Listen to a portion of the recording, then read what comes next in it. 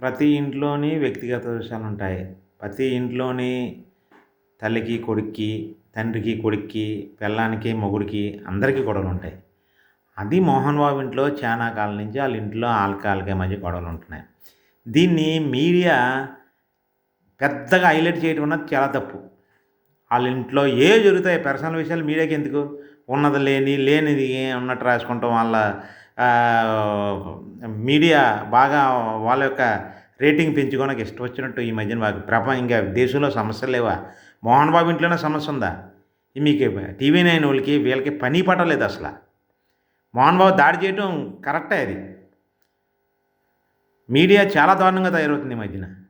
ఒకళ్ళ పర్సనల్ విషయాల్లోకి వెళ్ళటం మీడియాకి అర్హత లేదు.